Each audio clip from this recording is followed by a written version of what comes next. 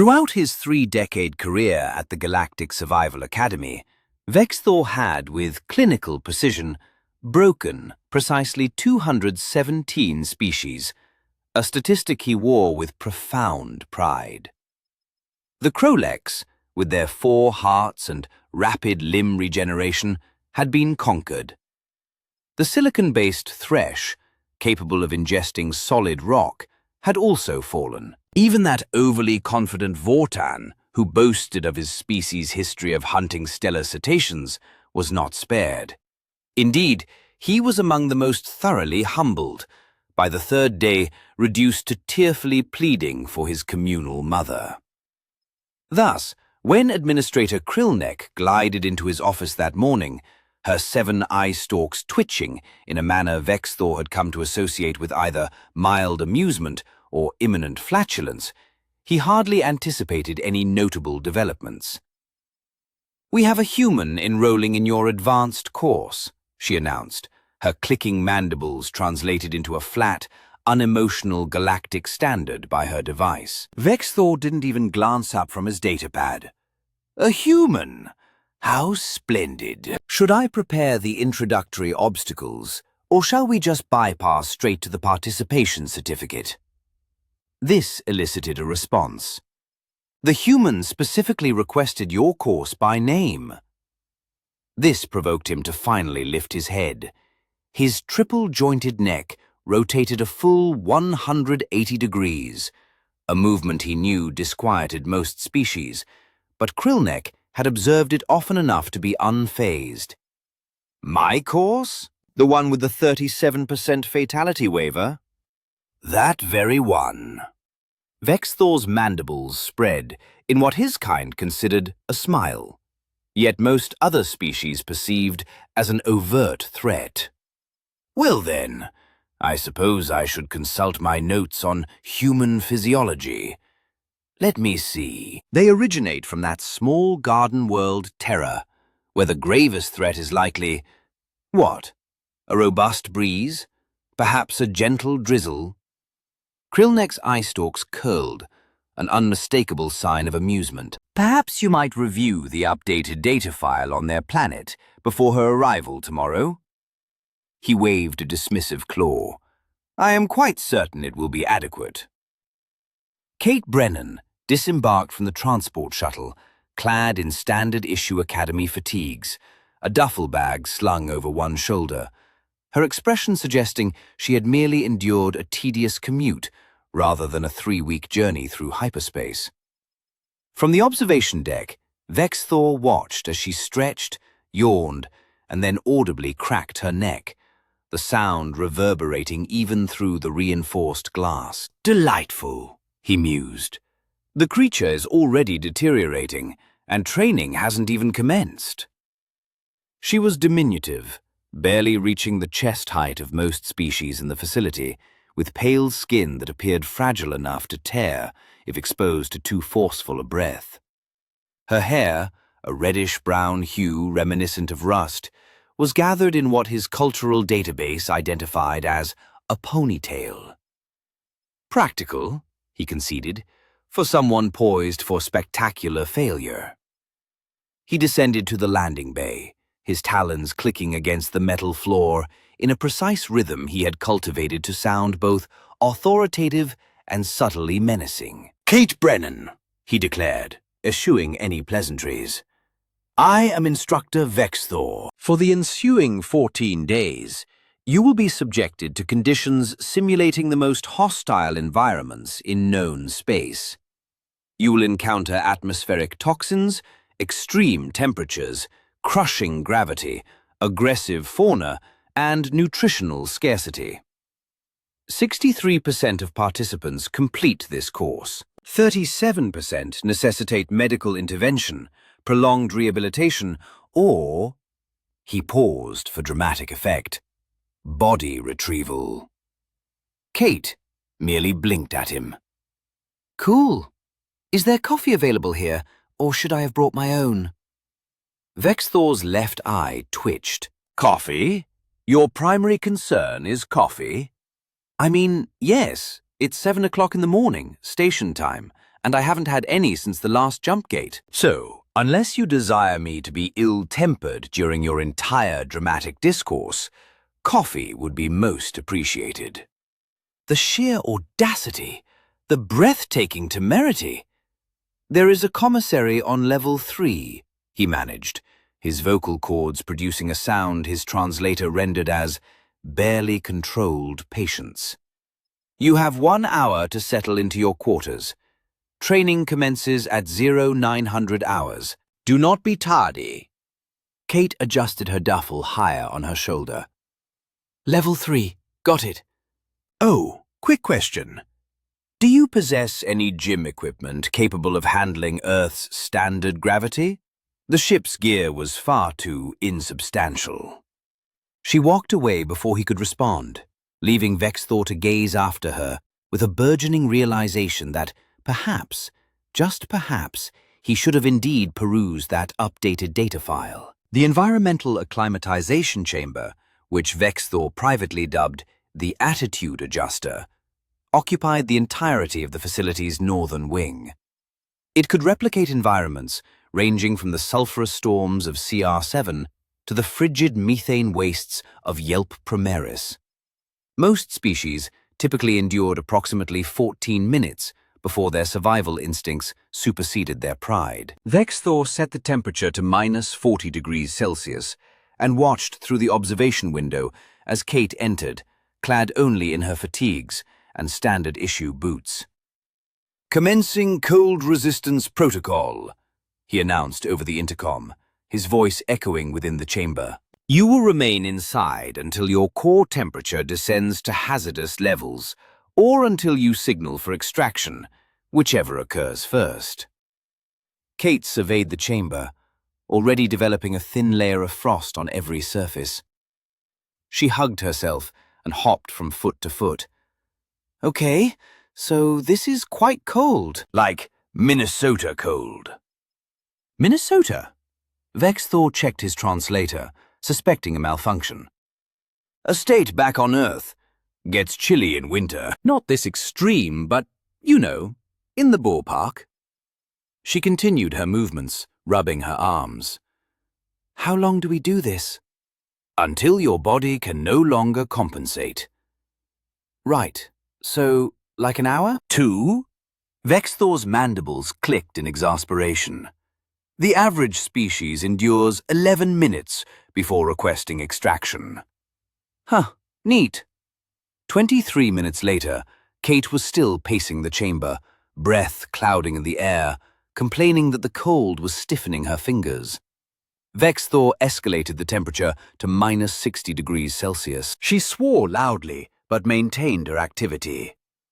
At 41 minutes, Krulnek glided up beside him at the observation window, her eye stalks fixed on the human, who was now performing what appeared to be jumping exercises. "She is still continuing," Krulnek observed, her translator box conveying a palpable sense of surprise. "I am aware. Thank you." The Krillex champion lasted 9 minutes at this temperature before his secondary organs began to fail. "I am cognizant of that fact." They watched Kate complete another lap. She had ceased complaining and now appeared to be humming something under her breath, though the audio pickups couldn't quite discern the words. "Perhaps humans possess some form of thermal regulation unknown to us," Krulnek ventured. "Or perhaps she is too foolish to recognize she ought to be suffering." Vexthor then incremented the temperature to a positive 70 degrees Celsius, inundating the chamber with humid, oppressive heat that would have induced immediate heat stroke in most species.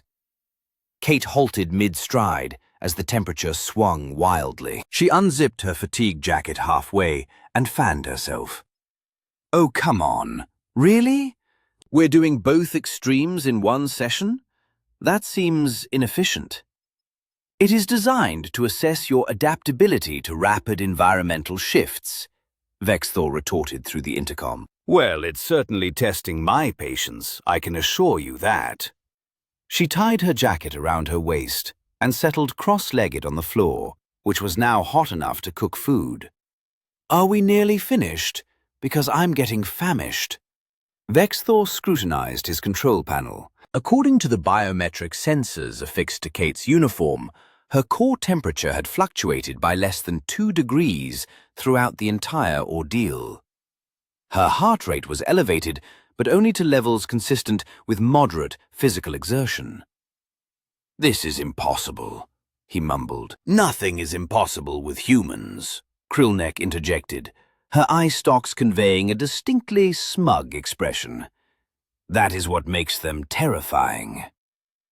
Vexthor terminated the test and observed Kate rise, stretch, and saunter toward the exit as if she had just completed a leisurely stroll through a park, whatever that was.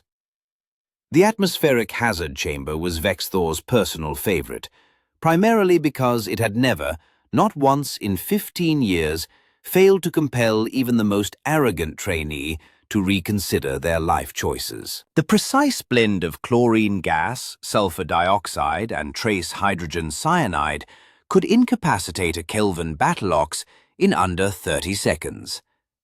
He had Kate outfitted in a standard breather mask, the kind designed to filter out the most noxious elements, but still permit enough penetration to trigger the body's intrinsic panic response.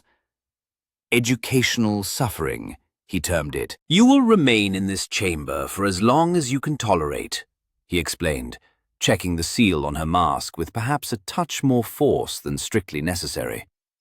"The gases within are lethal in high concentrations.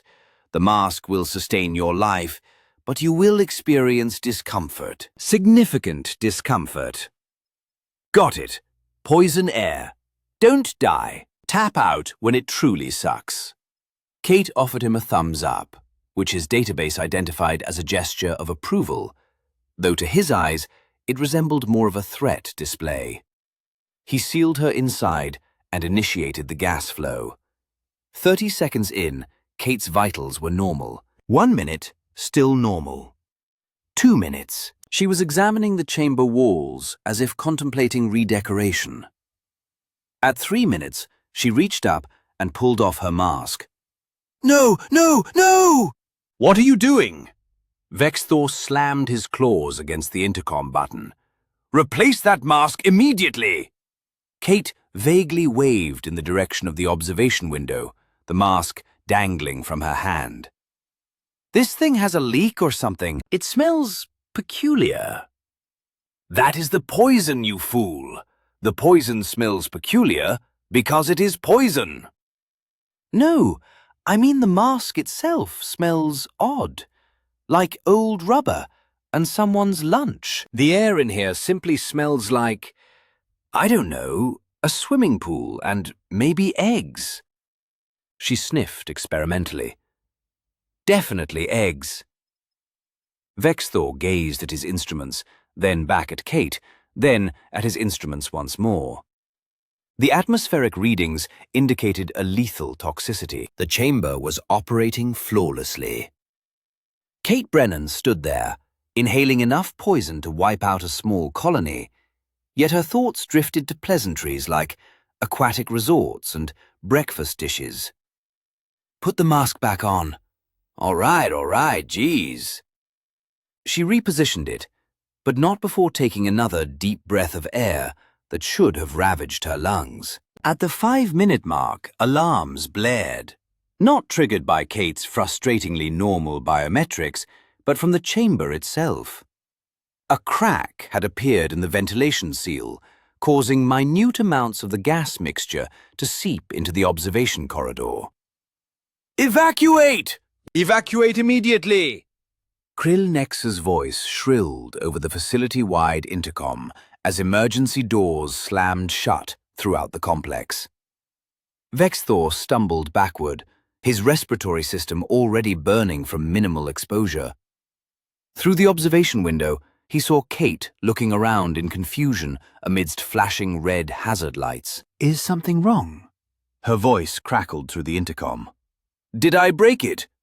He managed to activate the emergency purge, saturating the chamber with clean air before sealing off the entire wing. By the time the facility's medical team arrived, Vexthor was gasping for oxygen, while Kate, mildly annoyed, stood in the decontamination shower. "I didn't even finish the test," she grumbled as a medic scanned her vitals. The medic, an Athesian with keen pattern recognition, scrutinized the scanner, then Kate, then the scanner again. "Her lungs are completely clear. Not even minor inflammation. There's no trace of toxin absorption whatsoever." Vexthor, still struggling for breath, brought up his training manual on his datapad and frantically searched for the section on human physiology. The file, 1,700 pages long, had been updated only 3 days prior. The first sentence of the summary sent a chill down his spine. "Warning. Review full documentation before engaging with Terran species." The gravitational stress chamber had been installed at considerable expense after a delegation from the High Gravity Coalition complained that Academy training was too lenient, too accommodating for what they termed puddle-worlders.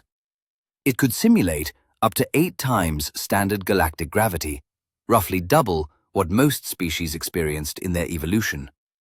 Vexthor had opted to conduct this session with several trainees, hoping that witnessing other, more vulnerable species struggle would provide the human with perspective. He had chosen 2 Kralaxes, whose homeworld boasted 1.8 standard gravity, and 1 Thoran, a creature literally fashioned from living stone. Kate arrived in the same fatigues as yesterday, which Vexthor noted was still uncleaned. The other trainees wore specialized compression suits designed to prevent organ rupture. "Don't you want a support harness?" he asked Kate, indicating the equipment rack. "Nah, I'm good.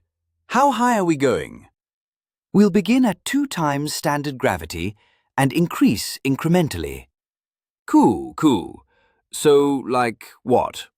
20 meters per second squared? A bit more. Vexthor stared at her. "You know the mathematical conversion?" "I mean, I took physics in high school. It wasn't that hard." She stretched her arms above her head, her joints cracking in that unnerving way. "Can we get started? I want to hit the gym after this." He sealed them in and engaged the field. At 2 times gravity, the Kralaxes grunted but maintained their footing. The Thorian appeared unaffected, which was expected, given his species evolved in cave systems prone to gravitational anomalies. Kate dropped into a squat, stood back up, and nodded. "Yeah, okay, this is noticeable." At 3 times gravity, one of the Kralaxes sank to one knee, his compression suit whirring in protest as it struggled to cope. Kate was performing lunges. "Are you exercising?" Vexthor demanded through the intercom. "Well, I'm already here. Might as well make use of it, right? This is great for leg day." At 4 times gravity, the second Kralax capitulated, crawling toward the exit as his internal organs dangerously compressed. The Thoran was now visibly straining, his stony flesh creaking audibly. Kate had transitioned to what his database identified as push-ups. 1, 2, 3, 4, she counted, her voice slightly strained, but not panicked. "This is actually harder than I thought it would be. Good workout." At 5 times gravity, the Thorian signaled defeat, his body literally fracturing under the immense pressure. Medical teams rushed in to extract him, moving cautiously under the crushing weight. Kate continued. 17, 18, 19, 20. "Okay, yeah, I'm feeling this one." Vexthor boosted it to 6 times standard gravity. The observation window groaned ominously. Equipment, not rated for this stress level, began to creak.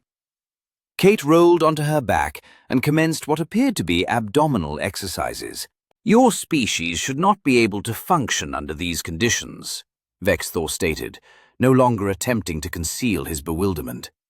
"Your bone density, your muscle structure, your cardiovascular system, none of it should permit this.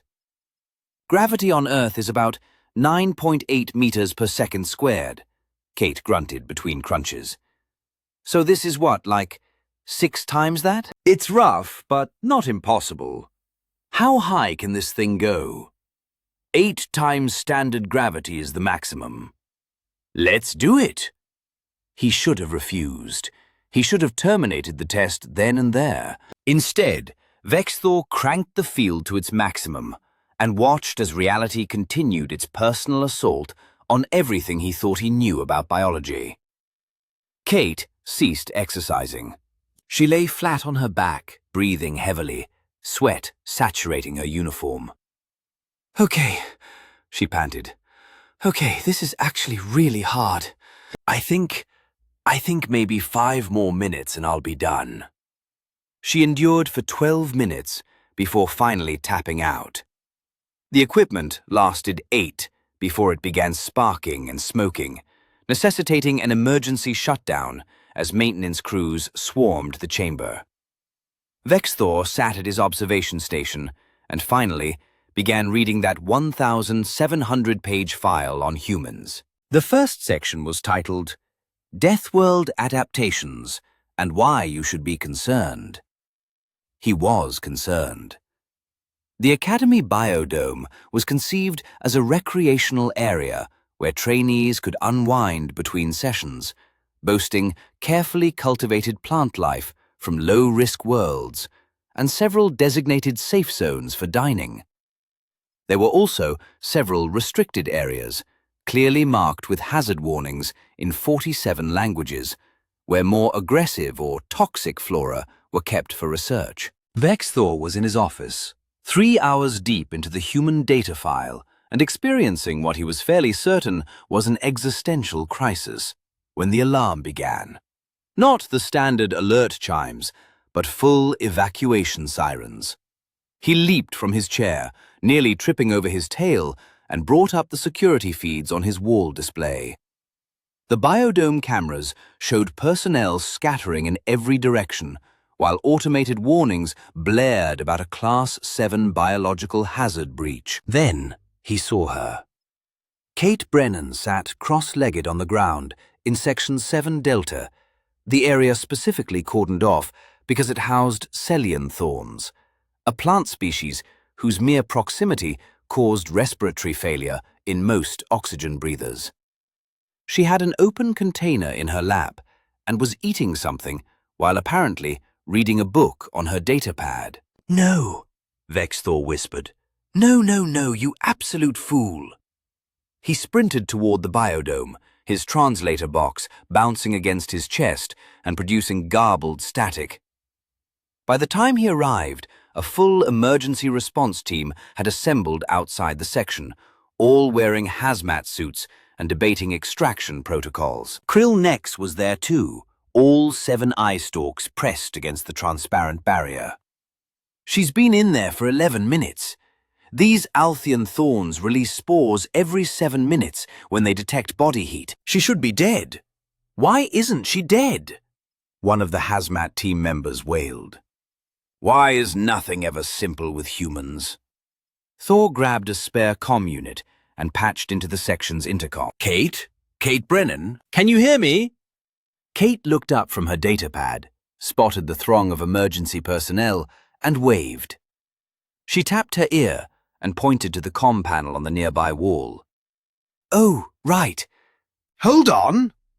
Her voice crackled through after she activated it. "What's up? Is something wrong? What is... You are sitting in a Class 7 hazard zone." "I'm sitting in the garden area. It's nice here. Smells like rosemary and something else I can't quite place." "That something else is a neurotoxin." Vexthor's voice ascended several octaves. "You are breathing in spores that cause immediate paralysis and respiratory collapse." Kate sniffed the air experimentally. "Huh? Maybe that's why I have a tiny headache. I thought it was just low blood sugar." "Evacuate immediately!" "Can I finish my lunch first? I'm almost done." Vexthor looked at Krill Nex. Krill Nex looked at Vexthor. One of the hazmat team members sank heavily to the ground and buried his helmets in his hands. "What are you eating?" Vexthor asked, a morbid curiosity overriding his panic. Kate held up the container to the camera. "Just some stuff I brought from the commissary. They have a surprisingly good selection. Got some of that Krathian spice blend, some fermented Velkrut, those little thorian salt crystals, and I found these amazing preserved Zthian blood fruits in the back of the cooler. Been mixing it all with rice. Want some?" The hazmat team leader made a sounds like a dying engine. "That's not food. That's a list of controlled substances. The Krathian spice is a banned incendiary agent. Belshroot is literally poisonous. Thorian salt crystals are used in industrial applications because they corrode organic tissue. And Sathon bloodfruit, actual Sathon bloodfruit, is classified as a chemical weapon by the Galactic Council." "Truly?" Kate scrutinized her meal with renewed interest. "It really just tastes like an extremely potent hot sauce. I mean, it's quite spicy, but nothing compared to those ghost peppers my brother cultivated. Those were brutal." "Ghost peppers?" Vexthor echoed, his voice devoid of emotion. "Yeah, they're like, I don't know, 1,000,000 Scoville units. Made my eyes water like crazy. These blood fruits are maybe half that. Honestly, kind of a letdown. I was hoping for more of a kick." Krillnex's eye stalks had all converged into a single point of appalled fascination. She's equating military-grade chemical weapons to her agricultural produce and finding them insufficient. "I want off this assignment," a member of the hazmat team announced. "I want to transfer to the nice, safe, predictable Voidwalker containment facility, where the worst that can happen is getting shunted into an alternate dimension." "This is too much." Kate finished her lunch, packed her container, and rose. She brushed off her trousers and headed towards the exit, carefully navigating around the Zelfian thorns, which appeared to recede from her as she passed. "Apologies for the mix-up," she said as she emerged from the section, shaking pollen from her jacket. "I didn't realize this area was restricted. The sign was in a language I haven't learned yet." The sign was in Galactic Standard, which was literally the first language taught to all trainees. Vexthor no longer possessed the energy to point this out. He returned to his office and resumed reading the human data file, now fast-forwarding directly to the section titled Common Human Foods and Why They Horrify Everyone Else. It spanned 63 pages. The Predator Gauntlet was precisely what its name implied, and Vexthor had never felt even a flicker of remorse about it. Trainees were released into a controlled environment with 3 genetically engineered hunting beasts called Ravagers, creatures specifically designed to assess combat reflexes, threat perception, and survival instincts. They possessed retractable claws, reinforced exoskeletons, and enough predatory instinct to make a Selin warhound seem like a docile house pet. Standard protocol dictated equipping trainees with a plasma stunner and 20 minutes to elude or incapacitate the creatures. Most lasted 7 minutes before requesting emergency extraction. A select few managed to stun one Ravager. No one had ever managed to deal with all 3. Kate arrived, wearing the same unwashed fatigues, which Vexthor was now convinced were nurturing their own unique ecosystem. "So I just need to survive, right?" she inquired, verifying the charge on her stunner. "Survive, evade, or neutralize the threats. The Ravagers are trained to hunt, but not to kill. They will pursue you relentlessly, but the scenario concludes when you signal defeat or when time elapses." Vexthor gestured towards the arena entrance. "Any questions?" "Are they dog-sized or bear-sized? I don't quite grasp those reference points." "Okay, follow-up question. Can I pet them if I stun them first?" "Absolutely not. They are dangerous predators, not What did you call them? Lap pets? Kate shrugged and entered the arena. Vexthor settled into the observation room, where Krillnex was already present. She had a container of what she termed refreshments, but which resembled live insects suspended in jelly. "How long do you think she'll last?" Krillnex asked, offering him the container. "Bold of you to assume she'll fail," Vexthor mumbled, waving away the food. "At this point, I fully expect her to somehow adopt one of them." He intended it as a jest. The Ravagers were unleashed 60 seconds after Kate entered. They moved with fluid grace, their sensors locking onto her heat signature. Immediately, all three began their approach from different angles, a coordinated pack-hunting strategy honed over hundreds of simulations. Kate observed their advance, and her response was a heavy sigh as she placed her hands on her hips. "Oh, come on. Really? You guys look like someone crossbred a lizard with a scorpion and gave it anger management issues." The lead Ravager lunged. Kate deftly sidestepped, allowing it to sail past her, and lightly tapped its head with her stunner without firing. "Bad. No, we don't jump at people."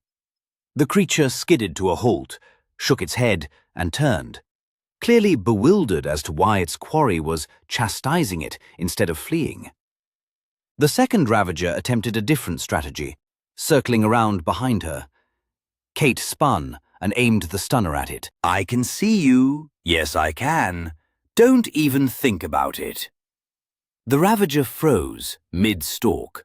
"This is not how predator-prey dynamics operate," Vexthor stated, leaning closer to the screen. "She's supposed to be terrified. Why isn't she terrified?" "Perhaps she doesn't comprehend the danger," Krillnex mused. On screen, Kate had settled cross-legged on the ground. All three Ravagers were now circling her cautiously, their hunting algorithms clearly malfunctioning in the face of prey that refused to behave like prey. "All right, listen up," Kate said, addressing the creatures as if they were unruly students. "I've had a truly strange week. Extreme temperatures, poisonous air, high gravity, and everyone keeps panicking about my lunch. I'm tired. I'm sore, and I haven't had decent coffee in 4 days. So, here's what we're going to do. You three are going to calm down. I'm going to sit here for the next..." She checked a non-existent watch on her wrist. 18 minutes, and we're all going to have a nice, quiet time, okay?" One of the Ravagers made a chittering sound and sat down. Then the second one sat. Then the third walked over and lay down, its head near Kate's leg. "Good boys, or girls, or whatever you are. I don't actually know how your species works." She reached out slowly and scratched behind what might have been the creature's ear. It emitted a rumbling sound that the audio pickups rendered as something between a purr and a growl. Vexthor stood, walked to the door, opened it, walked back in, and sat down again. The scene remained unchanged. Kate Brennan was seated in a combat arena, petting a genetically engineered killing machine, while the other two awaited their turn. "I'm going to need so much therapy after this assignment," he announced. "Get in line," Krillnex replied, her eye stalks drooping in defeat. "I've been keeping a list of therapists since day 2. Vexthor hadn't slept in 36 hours. His office resembled a disaster zone. Data pads scattered across every surface, the human file displayed on multiple screens simultaneously, and a half-eaten meal congealing in the corner that he didn't recall ordering. "She passed the void exposure test," he said to no one in particular, his voice strained. 15 minutes in hard vacuum with only an emergency breather. 15 minutes. The record was 4 minutes before permanent brain damage set in. She complained that the breather tasted stale. Krillnex had abandoned all pretense of working and was now openly observing his unraveling. "Perhaps you should take a break." "A break?" Yes, a break from questioning everything I know about biology, physics, and the fundamental nature of survival itself. He pulled up another file. Do you know what she did during the radiation exposure test? She got a sunburn. A sunburn. Not radiation poisoning, not cellular degradation, not even mild nausea. Just a slightly pink complexion that she said reminded her of beach season. To be fair, you only ran that test at 5 rims per hour. 5 rims per hour would hospitalize most species. I had to stop at 20 total because she said she was getting bored and wanted to know if we had any actual challenges planned. The door to his office opened unannounced. Administrator Krill Nex's superior, Director Nalon, entered along with 2 other Academy board members. They did not appear pleased. Instructor Vexthor, we need to discuss trainee Brennan's performance. Vexthor laughed. It was not a pleasant sound. Her performance, right? Should we discuss how she has achieved perfect scores on every single test? Or how she keeps asking if we have anything harder? Or perhaps how the Ravagers now follow her around the biodome like imprinted hatchlings? Nalon's carapace plates shifted in discomfort. We have reviewed the incident reports, all 73 of them in 4 days, 74 now. She went for a swim in the chemical decontamination pool this morning because she thought it was a regular pool and complained the chlorine levels were low. One of the board members, a crystalline shardling, chimed softly. Director, perhaps we should have mentioned to the instructor that Earth has been reclassified. Reclassified as what? Vexthor demanded. Nalon sighed, a sound like grinding metal. Class 12 Deathworld. The rating was updated 8 months ago after a full planetary survey. Earth has more active geological instability, atmospheric chaos, biological diversity, and environmental extremes than any world that has produced sapient life. The fact that humans evolved there at all violates several established models of evolutionary biology. Vexthor stared at him. Class 12. The highest rating possible is Class 12. Correct. And you sent her to my course, which is designed for species from Class 3 to Class 7 worlds. We wanted to see what would happen. What would happen? Vexthor repeated slowly. You wanted to see what would happen. Krillnex made a sound that her translator rendered as barely suppressed laughter. Vexthor put his head down on his desk and remained motionless for a full minute. The graduation ceremony transpired in the Academy's main hall, a space crafted to accommodate the vastly different physiologies of successful trainees. Vexthor stood at the podium, his prepared speech abandoned sometime around day 6, when Kate had inadvertently discovered that the emergency rations were seemingly palatable to humans, despite containing trace amounts of arsenic. Kate stood front and center, impeccably clean in her formal uniform, appearing almost disappointingly ordinary. The marauders occupied the front row, having refused to return to their enclosures, and Kate had promised to visit them before her departure. Kate Brennan, Vexthor commenced, his voice carefully controlled, has attained a perfect score in every category. Her duration in the environmental chamber, the atmospheric hazard assessment, the gravitational simulation, the predator gauntlet, and an additional 14 scenarios I will omit due to my extreme fatigue. He paused. She has established unprecedented records that are likely to remain unbroken, primarily because we are updating all our equipment specifications, and I personally will be recommending distinct training protocols for humans. A gentle rustling of chitters, clicks, and various approvals rippled through the gathered audience. Kate, do you have any remarks you'd like to share? She approached the microphone, visibly pleased. Yes, actually, I just want to express my gratitude for challenging me. This was considerably more difficult than basic training back on Earth, and I genuinely felt pushed, especially that last day with the corrosive fog and the zero visibility maze. That was fantastic. I'm definitely going to encourage my friends to apply. Vexthor's eye twitched. Please, do not. Oh, and Instructor Vexthor, I know I gave you a tough time, but you are truly an excellent teacher. Stern, but fair. I learned a great deal. You learned a great deal, he repeated, his voice hollow.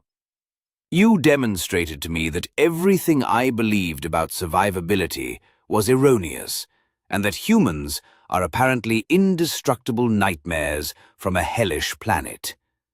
But yes, you learned a great deal. Kate grinned and accepted her certification pad from Director Thex Nalan, who presented it as if it might detonate. Later, after the ceremony concluded and the other trainees had dispersed, Dexor located Quill Nex in the observation room. I'm submitting a transfer request, he declared. To anywhere. Basic orientation courses, introductory swimming instruction, theoretical physics lectures where I will never again have to physically interact with another species. He brought up a request form on his datapad. 217 species broken over 30 years, and one human completely broke me instead. Quill Nex's eye stalks curved in amusement. You could always request a position at the new facility they're establishing. What facility? The one on Earth. They intend to train instructors how to manage humans by allowing them to experience a Class 12 Deathworld firsthand. I hear they're seeking volunteers. Nexor gazed at her in horror. That isn't training. That's a death sentence. Probably, Quill cheerfully conceded, but just imagine the bragging rights if you survived. He closed his datapad and walked away without another word, the sound of her laughter trailing him down the corridor. Somewhere in the biodome, Kate was instructing the marauders on how to play fetch.